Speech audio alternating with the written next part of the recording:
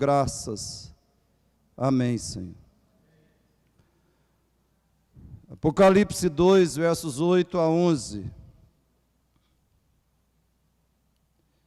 Vamos falar sobre o tema Esmirna, a igreja rica. Esmirna, a igreja rica. Apocalipse 2, 8 a 11. Vamos ler. Pode acompanhar a leitura na sua Bíblia. Ao anjo da igreja em Esmirna escreve, é o Senhor Jesus Cristo falando, essas coisas diz o primeiro e o último, que esteve morto e tornou a viver. Conheço a tua tribulação, a tua pobreza, mas tu és rico. Conheço a blasfêmia dos que a si mesmos se declaram judeus e não são, sendo antes sinagoga de Satanás. Não temas as coisas que tens de sofrer. Eis que o diabo está para lançar em prisão alguns dentre vós, para ser dispostos à prova, e tereis tribulação de 10 dias. Sê fiel até a morte, e dar-te-ei a coroa da vida. Verso 11, quem tem ouvidos, ouça o que o Espírito diz às igrejas. O vencedor de nenhum modo sofrerá o dano da segunda morte. Queridos, o escritor Russell Champlin narra um fato que eu quero que você conheça, porque resume muito do meu objetivo nesse sermão. Então ouça com muita atenção o que ele diz. Conta-se a história de um certo Nicodemos, cuja família possuía uma 10ª parte da indústria de estanho em Roma. Isso naquela época significava riqueza. A família possuía uma 10ª parte da indústria de estanho em Roma. Mas tendo a família abraçado o cristianismo, depois da ressurreição de Cristo, foi reduzida a uma pobreza extrema. E as filhas da família podiam ser vistas revirando os monturos, os montes de lixo, atrás de detritos, para com isso matar a fome. Por conseguinte, aprende-se em exemplos como esses, que a piedade cristã não é garantia da riqueza material. Pois assim como a prosperidade é sinal da piedade, nas páginas do Antigo Testamento, assim também a adversidade é o sinal da piedade nas páginas do Novo Testamento. Meus irmãos, uma igreja pode ser rica sem ter centenas ou milhares de membros, uma grande arrecadação e um belíssimo templo. Uma pessoa ou uma igreja espiritualmente rica pode não ter nenhuma expressão de riqueza material. E a primeira, a riqueza espiritual, pode ser a causa da falta da segunda, a riqueza material. Talvez a igreja de Esmirna seja o maior exemplo disso. Preste atenção. O nome Esmirna significa mirra, pelo fato de que a cidade era uma grande produtora desse perfume. Atualmente ela se chama Izmir. Esse é o nome de Esmirna hoje na Turquia, Izmir. Na época do apóstolo João, ela tinha 250 mil habitantes. Era uma belíssima cidade, a mais linda entre todas da Ásia Menor, tanto que era chamada de a coroa da Ásia. Por isso Jesus diz que dará a coroa da vida ao cristão vencedor. Esmirna foi fundada no ano 1000 a.C., viveu por 400 anos, foi destruída pelo exército lídio no ano 600 a.C., ficou morta por 400 anos e reviveu, isto é, foi reconstruída no ano 200 antes de Cristo. É também por isso que Jesus diz na carta que Ele é o primeiro e o último, que esteve morto e tornou a viver. O povo de Esmirna era conhecido pela sua inabalável fidelidade e lealdade ao Império Romano. Eles já eram totalmente fiéis, leais a Roma, muito antes de ela ser a senhora do mundo. Por isso Jesus diz que a fidelidade da igreja de Esmirna continuaria sendo testada, mas que ela fosse fiel até a morte. Jesus diz para Esmirna, para aquela igreja, superem muito a cidade onde vocês estão. Se a marca desse povo aí é fidelidade e lealdade, superem isso e muito. Porque vocês estarão sendo fiéis não a Roma, não ao imperador, mas àquele que é infinitamente digno da máxima fidelidade e lealdade de vocês. Ser fiel até a morte.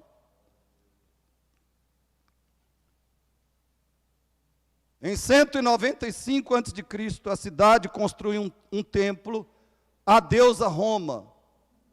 E em 26 depois de Cristo, construiu outro templo dedicado ao imperador Tibério. Ela, Esmirna, se orgulhava de ter o primeiro lugar na adoração ao imperador. Tinha lá também os templos consagrados a Zeus, Cibele, Apolo, Nêmesis, Afrodite e Esculápio. Uma igreja, uma cidade extremamente religiosa e pagã. Como era a característica daqueles dias, da humanidade daqueles dias. Não é muito diferente hoje. Esmirna sediava os Jogos Atléticos anuais, com participação de competidores de todo o mundo. Os atletas vencedores recebiam uma coroa simbólica feita com folhas de louro. Essa é outra razão que Jesus menciona a coroa da vida que Ele dará aos seus fiéis. Em Esmirna havia uma numerosa, rica e influente população de judeus. E eles eram tão abonados que certa vez eles doaram 10.000 denários para o aperfeiçoamento da beleza, dos adornos da cidade. Riqueza material, natural e cultural era uma das glórias de Esmirna. Ela estava situada à beira-mar, e para o seu porto afluía toda a produção de um rico vale chamado Hermos. Ali em Esmirna floresciam as artes, a cultura e o conhecimento. Numa área da cidade estava o belo Monte Pagos, bordejado de templos e de casas de famílias ricas e nobres. Sobre Esmirna, o poeta Aristides escreveu: sua graça se estende por todo o mundo como um arco-íris. Seu brilho permeia todo lugar sobre a terra e alcança também o céu, como o brilho das armaduras de bronze no poema de Homero. O vento zéfiro, suave e fresca brisa do oeste, sempre sopra por toda a cidade e a torna tão arejada como um jardim de árvores frondosas. Deu vontade de morar em Esmirna?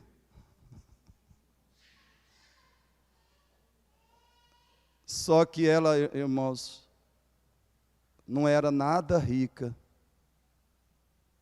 apenas com os cristãos.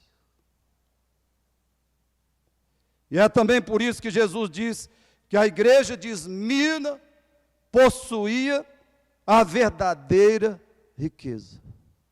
Jesus diz: quem tem riqueza de fato são vocês, meus discípulos, e não a cidade, o povo na qual vocês habitam. Não é conhecida a data da fundação dessa igreja. Algumas hipóteses são que ela foi fundada por judeus convertidos a Cristo no dia de Pentecostes, ou pelo apóstolo Paulo, ou por companheiros de Paulo, a partir do ano 50 depois de Cristo. No versículo 9, o Senhor diz para aquela igreja: mas tu és rico. Masculino, porque ele está se dirigindo diretamente ao anjo da igreja, que representava toda a igreja. Meus irmãos, por que Jesus diz que Esmirna era uma igreja rica? O que é realmente riqueza do ponto de vista de Jesus?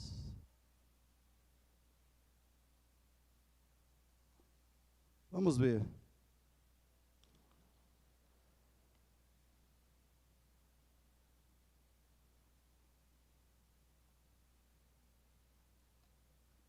Em primeiro lugar, riqueza é resiliência no sofrimento por Cristo. Mais forte, irmãos.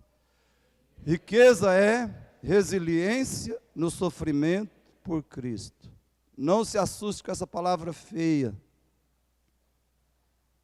É a melhor que tem para definir a riqueza de Esmirna. Uma parte da riqueza dela. Riqueza é resiliência no sofrimento por Cristo. Verso 9, parte A, Jesus diz: conheço a tua tribulação. Tua tribulação. Verso 10a, não temas as coisas que tens de sofrer. Note que Jesus aponta a necessidade. O sofrimento daqueles cristãos era uma grande necessidade. Vocês têm de sofrer. Verso 10, parte B. E tereis tribulação de 10 dias. A palavra grega para tribulação significa pressão, opressão, aflição. De onde ela vinha? De onde vinha a tribulação para os crentes esmirnianos? Ela vinha da perseguição que a igreja sofria, tanto da parte dos judeus, como da parte dos romanos. E se tem uma coisa que os crentes de Esmirna sabiam o que era, é sofrimento por Cristo e resiliência espiritual. Eles sabiam muito bem o que era isso. Sofrer por Cristo e ser resiliente no sofrimento. O que é resiliência? Você pode ler comigo. O que é resiliência? Preste atenção. É a capacidade de lidar com problemas perdas, mudanças e se recuperar ou superar situações difíceis sem ceder à pressão. É a capacidade de quem se adapta às intempéries, às alterações ou aos infortúnios. Significa aptidão de sobreviver e superar momentos difíceis e, ao mesmo tempo, não ceder à pressão. Irmão, que grandiosa virtude é esta! E que bênção é esse tipo de atitude, de reação e de postura diante das dores, dos desafios, das aflições dessa vida. Mas o que eu acho impressionante é que se um psicólogo falar para você, falar para crentes, olha, você tem que ser resiliente, você tem que ser assim, você tem que viver assim, você tem que se tornar uma pessoa com essa qualidade, com essa grande e maravilhosa virtude. Sabe o que vai acontecer com esse crente? Ele vai falar sim, sim, sim, e eu vou dar tudo, e eu serei uma pessoa resiliente, eu terei essa gloriosa qualidade. Ele vai se empenhar, vai se dedicar a isso. Vai crer nisso, que ele pode ser isso, de todo o seu coração. Mas, se é Jesus que fala que a pessoa deve ser resiliente, e ainda diz assim, olha, seja resiliente, porque eu te capacito, pela obra do meu Espírito, eu te capacito. O crente murcha e esquece. Sendo o psicólogo que fala, ele se compromete. Sem a ajuda de ninguém. Sem promessa de ajuda de ninguém. Só com a base nos seus recursos. Mas se é Jesus que fala, prometendo a capacitação, o poder, a ajuda do Espírito Santo, a pessoa não crê, não se compromete, esquece.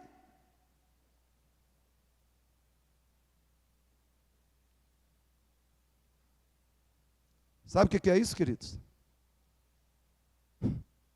Secularismo. Isso é um exemplo, uma amostra do que é secularismo.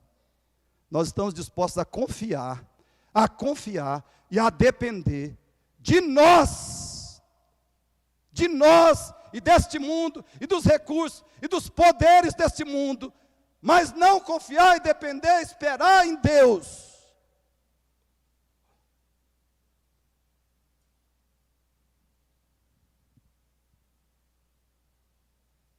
A definição de resiliência expressa perfeitamente a reação e a atitude daqueles cristãos de Esmirna diante do sofrimento. Como sofrer por Cristo? Este é um curso que nós poderíamos fazer com aquela igreja. Queridos, como é que aquela igreja, que aqueles irmãos eram atribulados? Como era que eles sofriam por Cristo? Preste atenção. Primeiro, pobreza material. Vamos falar juntos? Pobreza material. Verso 9, parte A.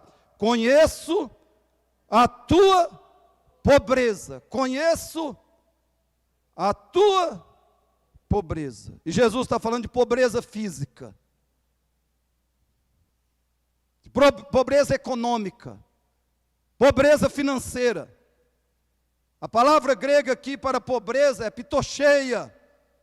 Sabe o que significa pitocheia? Pobreza extrema, carência de tudo, falta do essencial para a vida. Meus irmãos, muitos cristãos de Esmirna ficaram sem trabalho, sem dinheiro, sem comida, e talvez até sem moradia.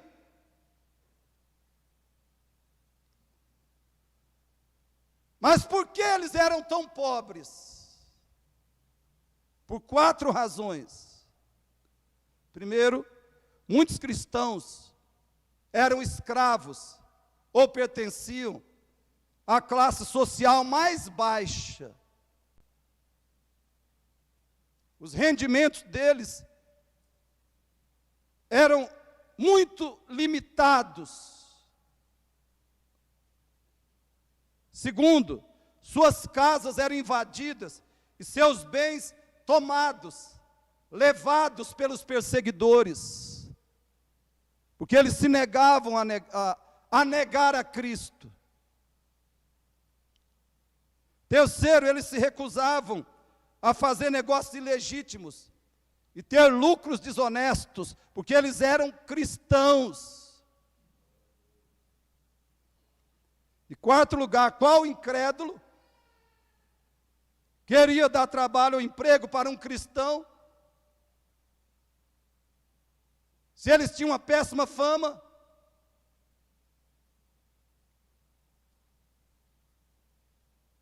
Por causa dos seus caluniadores. Um escritor diz: não era coisa fácil ser cristão nos tempos de João. Na cidade de Esmirna, ou em qualquer outro lugar do mundo antigo, não era fácil ser cristão. Segunda razão da tribulação daquela igreja. Qual era? Difamação, blasfêmia dos judeus. A difamação. Verso 9b, e a blasfêmia dos que a si mesmos se declaram judeus e não são, sendo antes sinagoga de Satanás. No primeiro século, os maiores perseguidores da igreja eram os judeus. Você pode ver isso, por exemplo, nas páginas do livro de Atos. E não era diferente em Esmirna. Os maiores perseguidores da igreja esmirniana eram os judeus, que se diziam servos de Deus, fidelíssimos servos de Deus, eles se consideravam. A grande população judaica da cidade de Esmirna caluniava os crentes, mentia sobre os crentes, e solicitava que eles fossem castigados pelas autoridades romanas. Vejam algumas das acusações que os judeus faziam aos cristãos. Primeiro, diziam que eles eram canibais, porque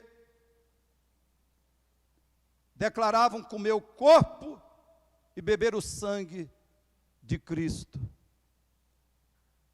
Por isso, os cristãos eram acusados de canibal. Eles comem o corpo, eles bebem o sangue de Jesus. Eles praticam o canibalismo. Segunda acusação, imorais. Os cristãos eram acusados de imorais, isto é, praticantes de orgias, porque eles faziam uma festa chamada ágape, que quer dizer amor. O mundo daquela época, muito semelhante ao de hoje, só entende amor de um modo completamente depravado. Terceiro, eles eram acusados de divisionistas, porque dividiam famílias entre os que se convertiam a Cristo e os que permaneciam incrédulos em relação ao Evangelho. Quarto, eles eram acusados de ateus, porque se recusavam a adorar as imagens dos deuses pagãos. Também os cristãos, em quinto lugar, eram acusados de revolucionários, porque se negavam a confessar que o imperador era Senhor e Deus. Eles queriam acabar com o Império Romano. E ainda, a sexta acusação era de incendiários, porque anunciavam que Deus vai exterminar este mundo, essa presente ordem de coisas, com fogo. E existiam muitas outras acusações, muitas outras calúnias contra os cristãos. Por meio desse tipo de blasfêmia, os judeus conseguiam a prisão, a tortura, a expoliação e a morte de dezenas de cristãos. Irmãos, esses judeus gostavam de se declarar como sinagoga, ou seja, reunião, assembleia, congregação de Deus. Esse é o sentido da palavra sinagoga. Eles diziam: nós somos a reunião de Deus, nós somos a Assembleia de Deus. Os irmãos da Assembleia tem nada a ver, viu, irmãos? Nós somos a congregação de Deus, diziam esses judeus. Porém, Jesus declara que eles eram, na verdade, a congregação de Satanás. Querido, escute isso. Toda instituição religiosa, política, educacional, social, que rejeita ou combate Cristo, sua palavra, sua igreja, é uma sinagoga de Satanás.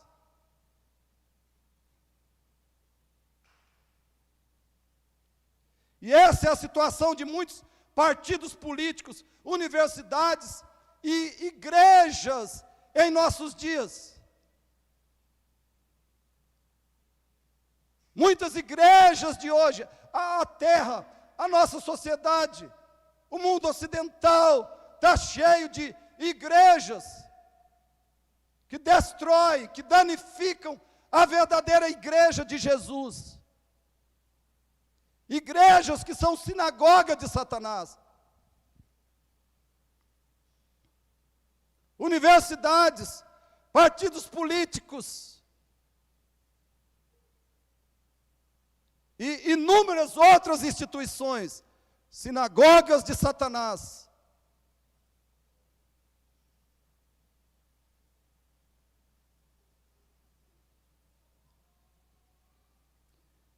Terceira razão que a igreja sofria era prisão. Verso 10, parte B. Eis que o diabo está para lançar em prisão alguns dentre vós, e tereis tribulação de 10 dias.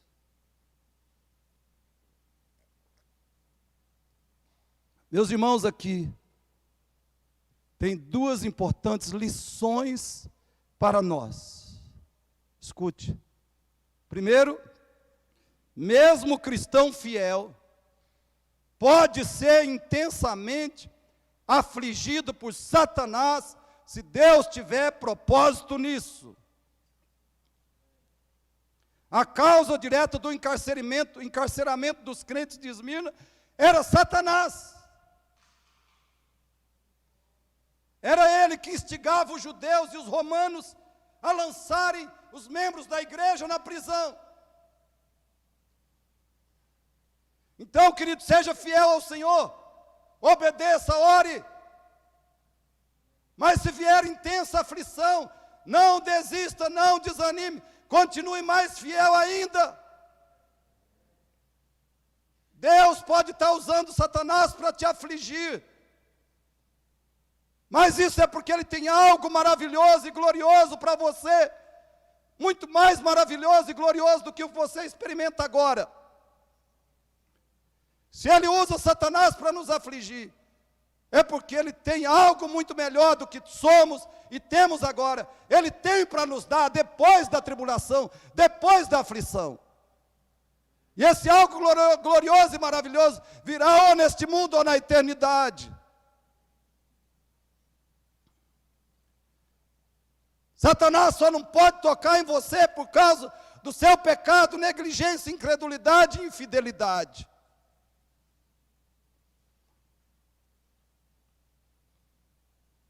Não deis lugar ao diabo.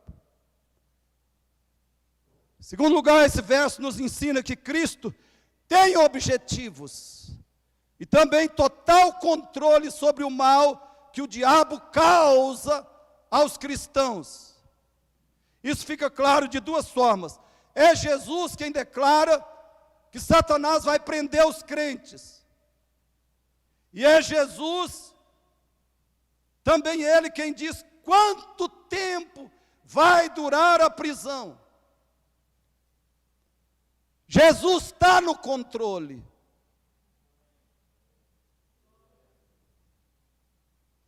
Ele diz: Satanás vai lançar alguns de vocês na prisão. E aí nós perguntamos: mas Jesus, se o Senhor sabe que vai lançar, o Senhor sabe que os cristãos, os crentes, teus servos fiéis, eles vão ser lançados na prisão, Senhor. E o Senhor sabe que é o diabo que vai fazer isso. Por que que o Senhor não evita? Aqui está, irmãos. Aqui está. Deus é onisciente. Absolutamente onisciente. Ele tem seus maravilhosos propósitos. Inclusive para mim e para você. E Ele pode usar qualquer instrumento para fazer isso, porque Ele é soberano e tem todo o direito. E aqui que envolve a verdadeira fé. Quem confia no Senhor, o obedece, ora a Ele, o adora, o segue a Cristo, seja qual for a tribulação. Ele sabe por quê. E se nós confiamos, estamos fazendo tudo o que precisamos fazer. O que nós precisamos saber, no meio das aflições, dos problemas, é que Ele é fiel. Ele é fiel. E Ele recompensa os seus fiéis. Alguns entendem que 10 dias significa um tempo ideal, porém curto, ou breve. Jesus diz: vocês terão tribulação por 10 dias. Talvez seja um tempo ideal, mas curto ou breve. Os crentes não ficariam presos por muito tempo, por duas razões: ou porque logo seriam soltos, ou porque logo morreriam na prisão, ou seriam executados. E a morte, essa é a quarta razão do sofrimento, da tribulação daquela igreja. Quarto lugar, morte violenta. 11b, o que Jesus diz? Ser fiel até a morte. Queridos, por que Jesus fala dessa forma? Ser fiel até a morte. A primeira razão é que os romanos não cuidavam dos seus prisioneiros. Muitos dos prisioneiros romanos morriam por doenças, ou fome, ou algum tipo de desfalecimento.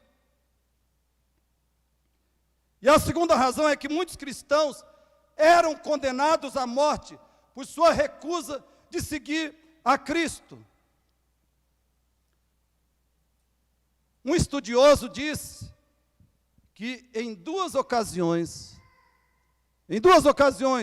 cristãos foram lançados do alto do Monte Pagos.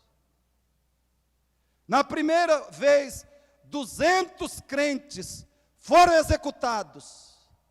1.200. Perdão. Na primeira vez, 1.200 crentes foram executados. E na segunda vez, 800 foram jogados para a morte, de cima daquele monte. Queridos, essa era a tribulação dos crentes de Esmirna. Pobreza, difamação, e olha que tipo de difamação.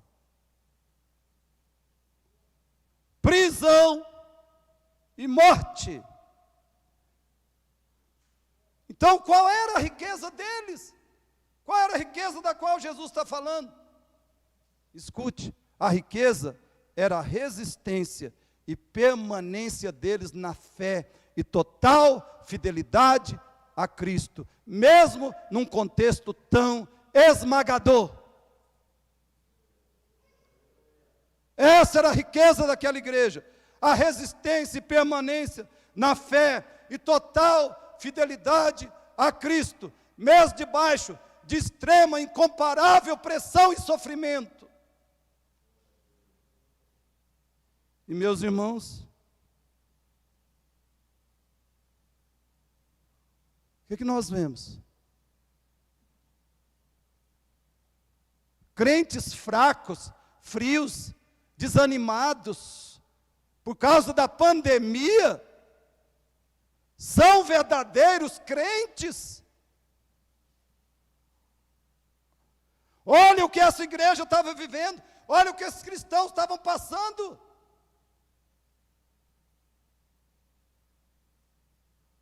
E eles não ficaram fracos espiritualmente. Eles não ficaram frios, desanimados. Eles não se distanciaram de Cristo e da igreja. Eles não abandonaram a palavra de Deus e a oração. Eles não abandonaram a congregação, os seus irmãos em Cristo. Embora a tribulação deles fosse incomparável. E hoje nós vemos crentes.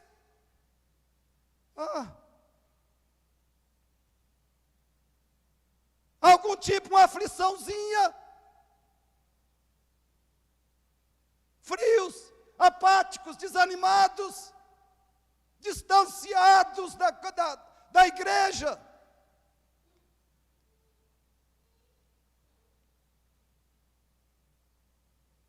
O que é a riqueza, irmãos? A riqueza espiritual. Guarde isso. A resistência e permanência na fé e total fidelidade a Cristo. Seja qual for a pressão, seja qual for a tribulação, seja qual for a perda e a dor.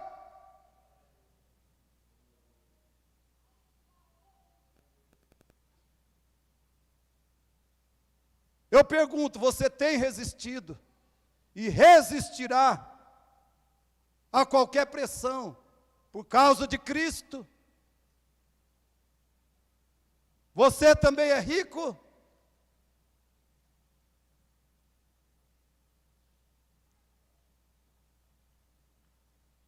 Segunda definição de riqueza.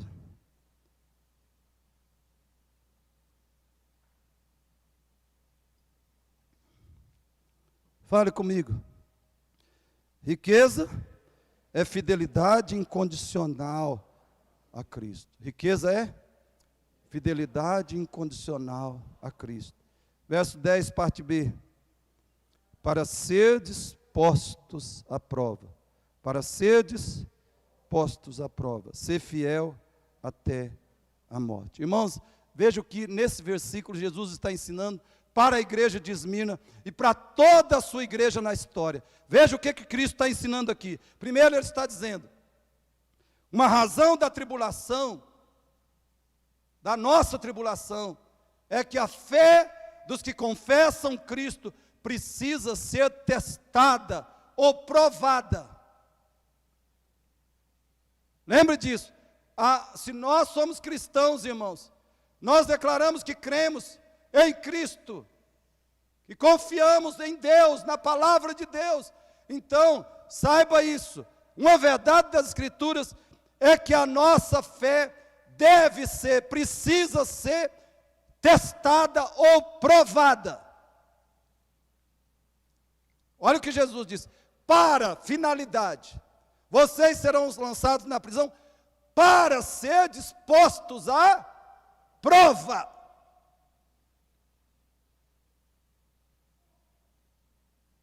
Segundo lugar, a nossa fé pode ser testada pelos sofrimentos mais extremos. Por exemplo, a espoliação, a perda de tudo que nós temos, de todos os bens e benefícios materiais. A nossa fé pode ser testada por meio da pobreza extrema, da difamação, da prisão, da morte física, por causa de Cristo. É o que Jesus diz para essa igreja, e é a realidade sobre todo cristão. Primeiro, lembre disso, que a sua fé em Cristo precisa ser testada, precisa ser provada, precisa ser passada pelo fogo. E segundo, a sua fé pode ser testada ou provada das formas mais extremas. E terceiro, escute, a nossa fé só será aprovada se resistirmos à pressão, mesmo ao ponto de morrermos por Cristo. Ser fiel até a morte. Ser fiel até a morte significa, seja fiel, mesmo que isso lhe custe a vida física. Você está vendo que vai morrer. Vai ficar sua esposa, seus filhos, seus projetos, seus bens, suas expectativas para esse mundo, vai ficar tudo.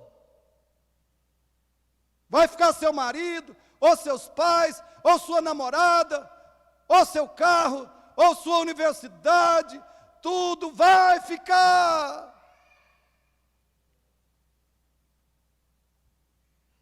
Vai ficar o seu dinheiro, sua conta bancária,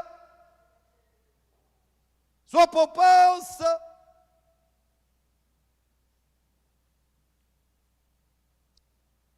Mas ele está dizendo, quando você vê que isso vai acontecer, que não tem saída, seja fiel. Continue fiel e morra. Morra se você é cristão. E é isso, irmãos, que o autor aos Hebreus diz, Hebreus 12:4. Ora, na vossa luta contra o pecado, ainda não tendes resistido até o sangue. O que é que ele está dizendo? É a coisa mais natural do mundo. É normal morrer por Cristo.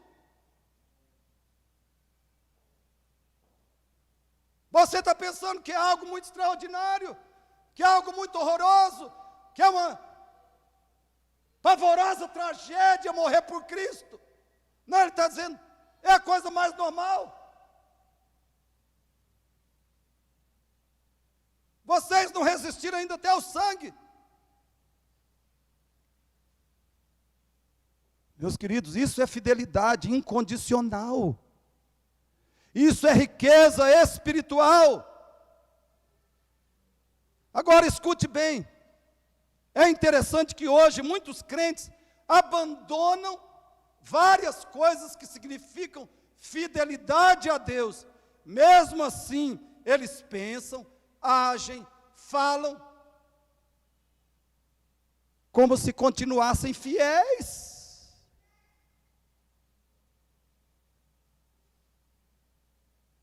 É um grande número de crentes hoje, de evangélicos, que abandonam várias coisas que significam fidelidade a Jesus. Eles param com a fidelidade nessas coisas. Mesmo assim, eles pensam, eles agem, eles falam como se eles estivessem continuando a ser fiéis. Por exemplo, eles abandonam o estudo da Bíblia, a oração, a constância aos cultos, mas eles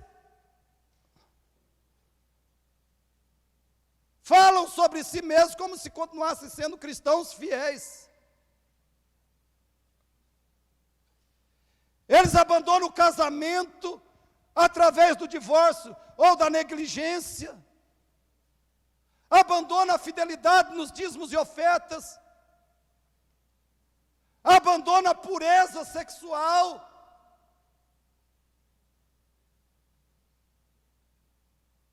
Eles abandonam a obediência a pastores bíblicos. Eles largam o ministério na igreja.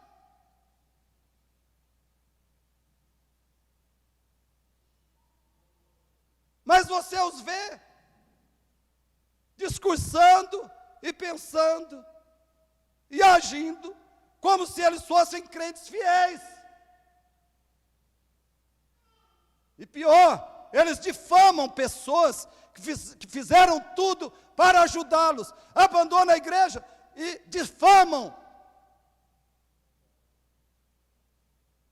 Vão para outra igreja e difamam a igreja anterior e os pastores anteriores. Não estou falando daqueles que vão para uma igreja, que saem de uma igreja não bíblica para ir para uma igreja bíblica. Estou falando de pessoas que largam a igreja bíblica e difamam os pastores bíblicos que fizeram muito por eles.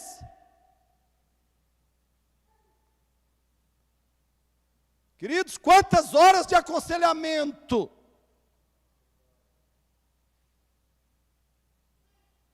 quanto tempo de ensino bíblico,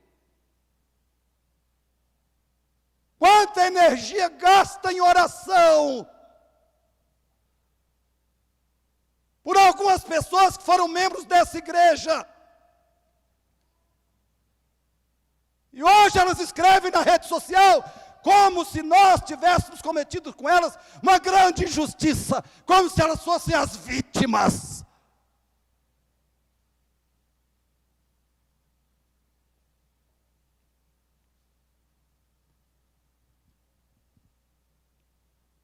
E sabe por que eles fazem isso? Sabe por que eles abandonam a fidelidade?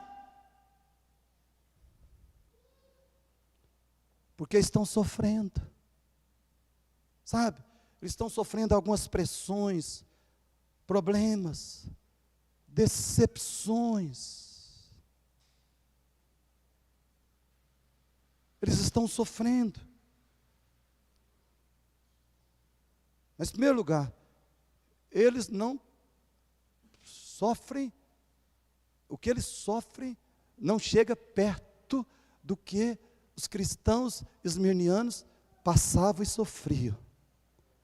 E segundo, aonde que a Bíblia diz que o meu sofrimento justifica qualquer tipo de pecado, qualquer tipo de reação pecaminosa da minha parte?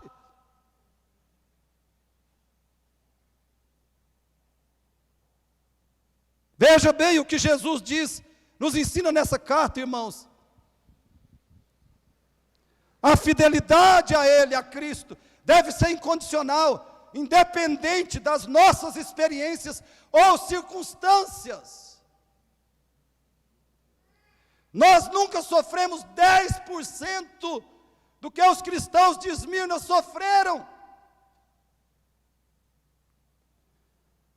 Nós possuímos a verdadeira riqueza? Queridos, se realmente possuímos essa riqueza, nós seremos fiéis ao Senhor, nas mais dolorosas e terríveis situações.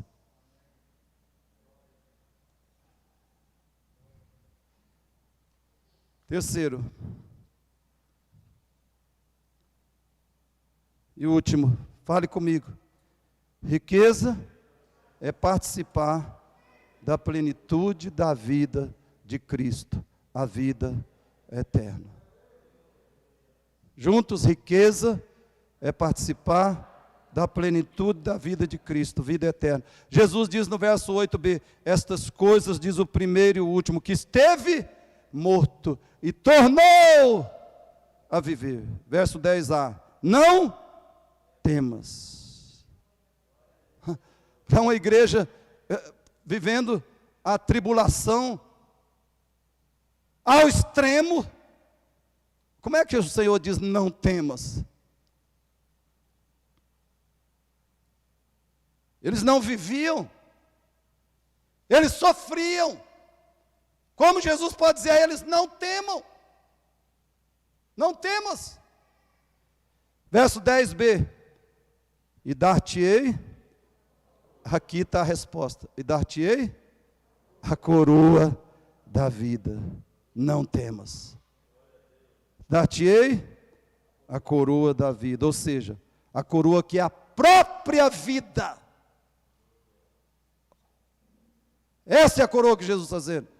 A própria vida.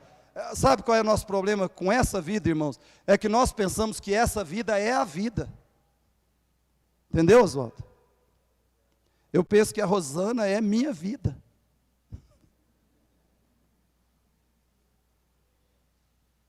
Eu penso e ajo como se minhas filhas fossem minha vida, meus netos fossem minha vida, como se a comunidade reformada fosse minha vida, como se o ministério pastoral fosse minha vida.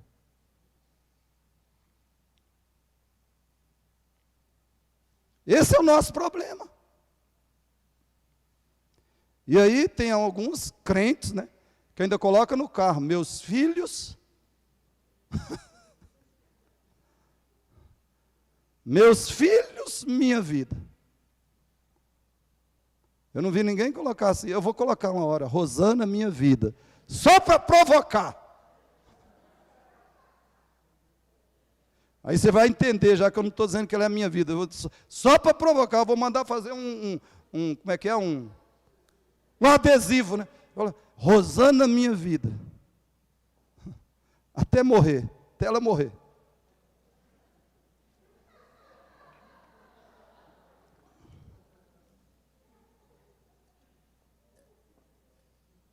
Ou eu, né? Ou eu. Verso 11b. O vencedor, de nenhum modo, sofrerá o dano da segunda morte. Agora Jesus está falando de morte.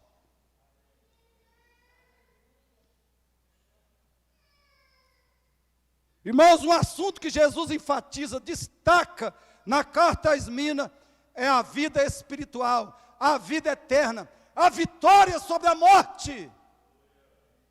Esse é um tema dessa carta. E por que é que o Senhor faz isso? Obviamente, porque como já vimos, a morte era muito viva. Isto é, a morte era algo muitíssimo real, presente na experiência daquela igreja. Muitos deles já tinham sido executados, até milhares. Por isso que Jesus fala com eles muito sobre vida. É por isso que Jesus diz a eles: eu sou aquele que esteve morto e reviveu, tornou a viver. Eu te darei a coroa da vida. É por isso que Jesus diz a eles: o vencedor de nenhum modo sofrerá o dano da segunda morte. E com essas palavras, sabe o que Jesus quer dizer?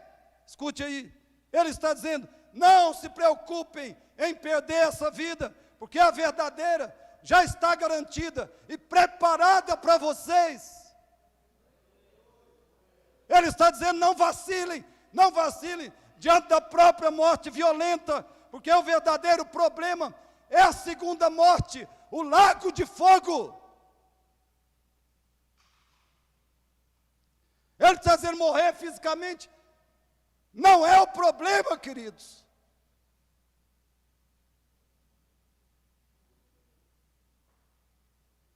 Jesus está dizendo para mim: você não se preocupe em perder essa vida, porque a verdadeira já está garantida, já está preparada para vocês. Não vacilem diante da morte violenta, porque o verdadeiro problema é a segunda morte, é o lago de fogo. E ele diz: vocês já escaparam.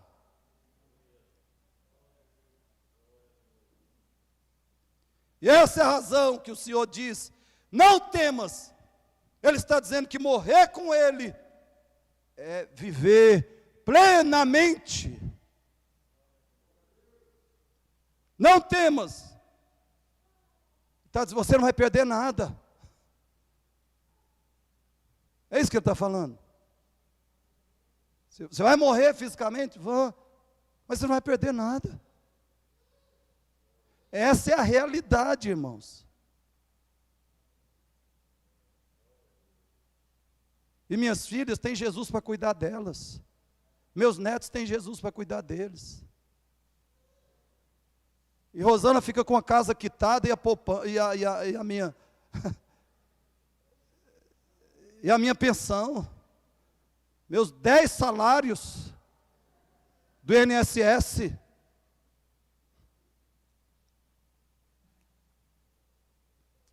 Ontem mesmo eu estava brincando com ela, falando isso para ela, mas não vou te dar esse gostinho, não.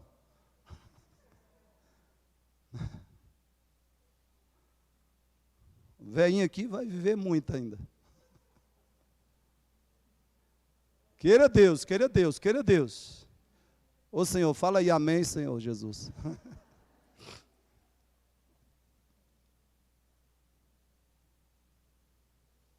Irmãos, você quer um exemplo prático? Um exemplo prático de um cristão de Esmirna que revelou a verdadeira riqueza espiritual pela sua postura diante da morte.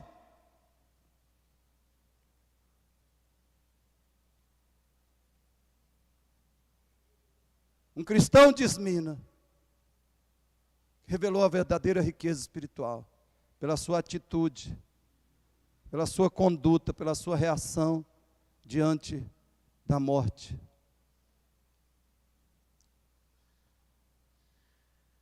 O nome dele era Policarpo.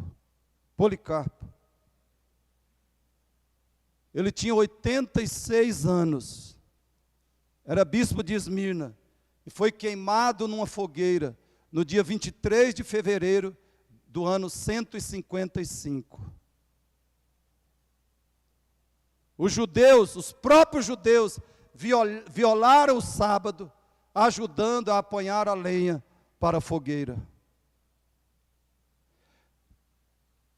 Várias vezes deram oportunidade para Policarpo.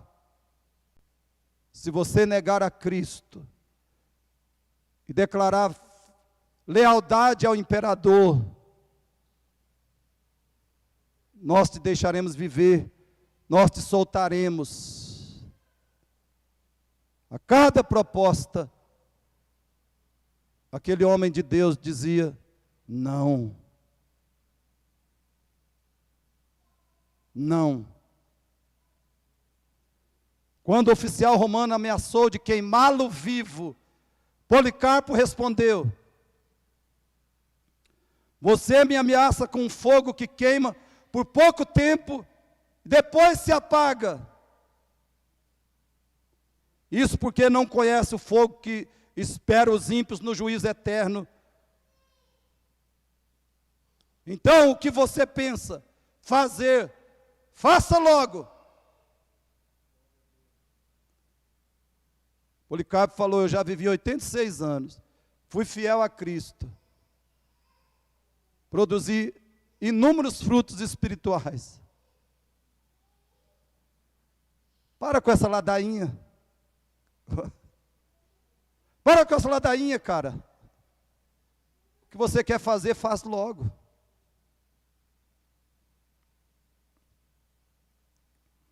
E assim que a fogueira foi acesa, Policarpo fez a seguinte oração.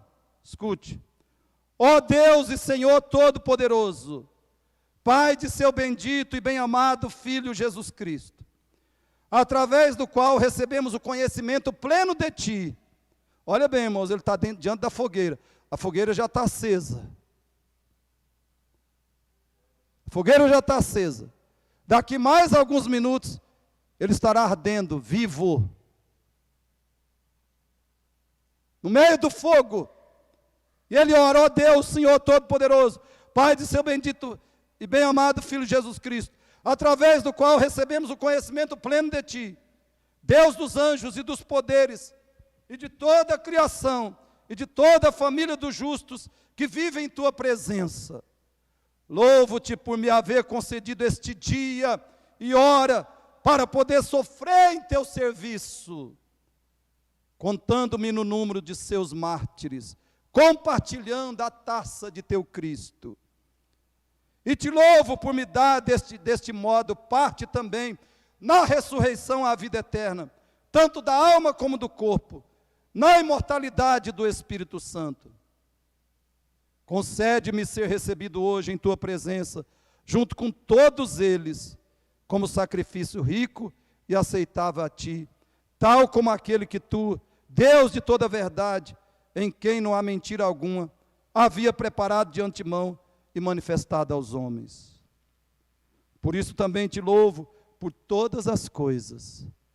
Bendigo-te e te louvo e te glorifico através do eterno e celestial sumo sacerdote Jesus Cristo, teu Filho amado, por quem te seja a glória, com Ele e com o Espírito Santo, agora e na idade vindoura.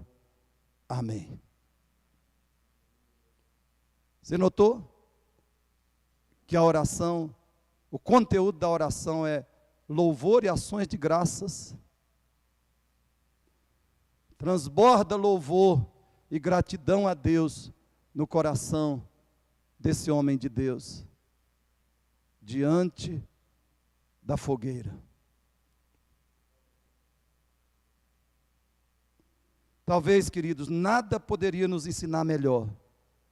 Riqueza é participação na vida eterna. Escute bem, riqueza é encarar a morte com tranquilidade, principalmente quando Cristo é a causa direta dela. Riqueza é viver dominado pela convicção de que a morte só é o portal para a vida.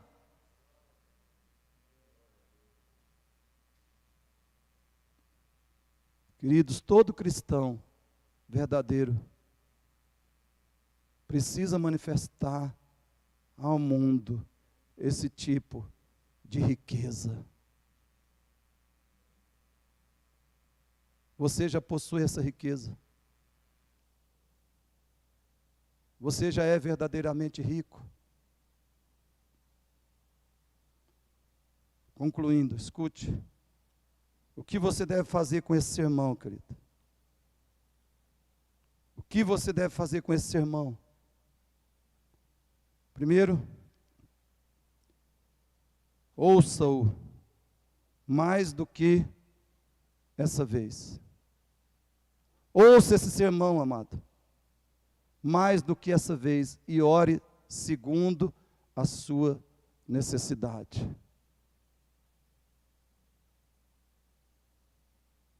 Ore segundo a sua necessidade.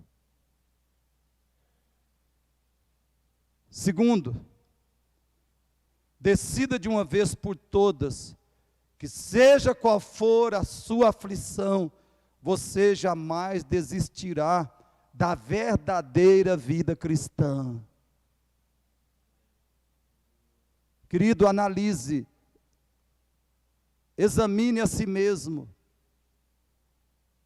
porque ser evangélico, vir à igreja, não é ser cristão. Assistir cultos não é ser cristão.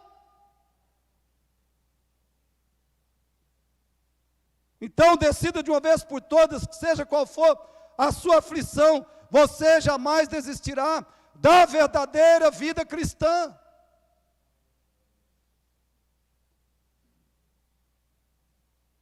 Não deixe Satanás e seu coração te enganar com o fato de que, com a ideia de que pelo fato de você ser membro de uma igreja e assistir os cultos, você já está tudo bem, já está sendo cristão.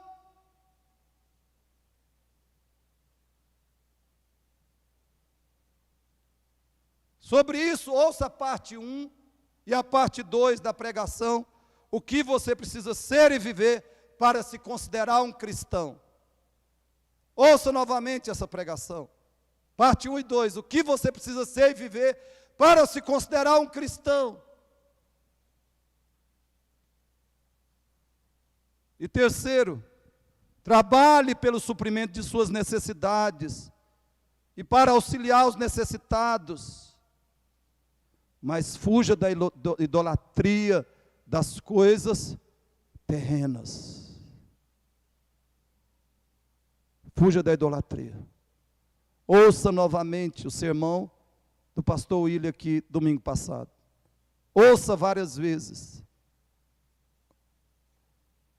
Veja Mateus 6, 24 a 34. 1 Timóteo 6, 6 a 10. E 17 a 19. Em 1 Timóteo, Paulo fala do que nós tratamos nessa noite, a verdadeira riqueza. Fuja da idolatria das coisas terrenas. Trabalhe para suprir suas necessidades, para socorrer os necessitados.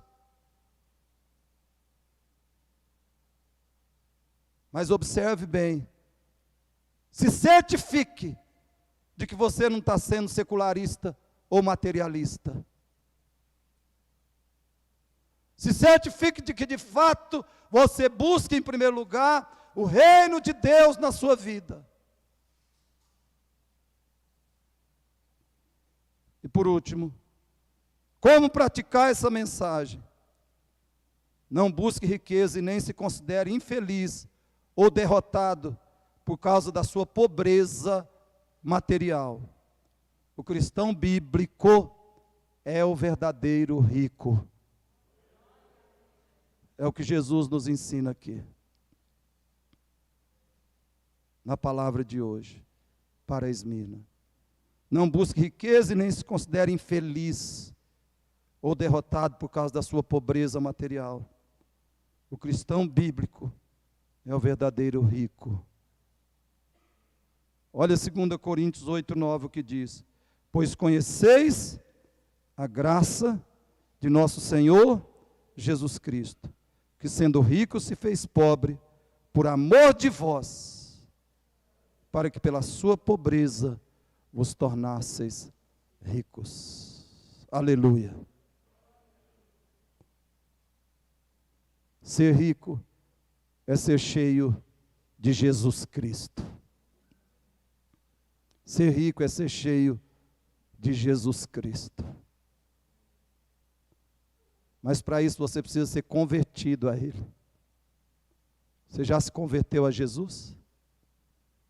Você crê de verdade em Cristo?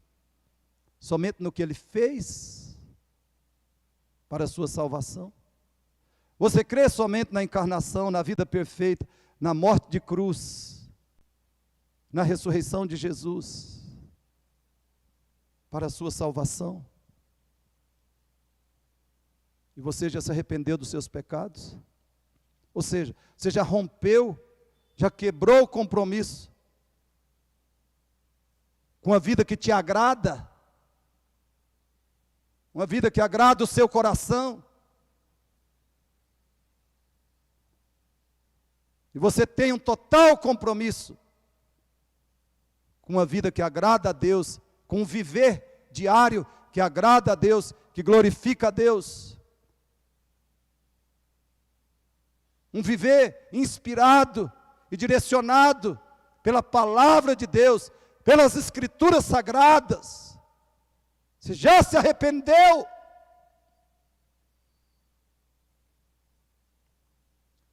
Jesus disse: o tempo está cumprido, o reino de Deus está próximo. Arrependa-se e creia no Evangelho. Seja rico agora. Comece a ser rico nessa noite, se você não tem sido. Feche os seus olhos. Pai, nós te damos graças. Nós te agradecemos a tua bendita e santa palavra. E suplicamos, Deus, que o Senhor a aplique para regenerar corações, para converter pecadores a Cristo.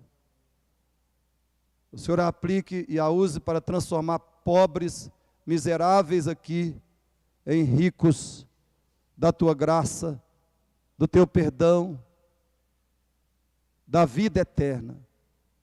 Ricos do Espírito Santo, ricos do caráter de Jesus. Salva pecadores pela tua palavra, Pai. e edifica, vivifica, inspira a tua igreja, anima a tua igreja, conforta a tua igreja, santifica essa igreja, cada verdadeiro cristão, pela palavra do Senhor. Pai, nos capacita a viver conscientes, tranquilos, descansando na verdade, de que se temos Cristo, somos ricos. E nos capacita a revelar essa riqueza cada dia mais, nas nossas formas de falar, de viver, de reagir, de pensar, de tratar os outros e de nos relacionar com o Senhor. Que a tua riqueza em nós seja manifesta, resplandeça diante deste mundo, e que assim os pecadores queiram seguir a Cristo junto conosco, Pai. Aviva a tua obra pela tua bendita e santa palavra. Aviva, Senhor, a tua obra. Em nome do Senhor Jesus, que oramos, que te agradecemos. Amém.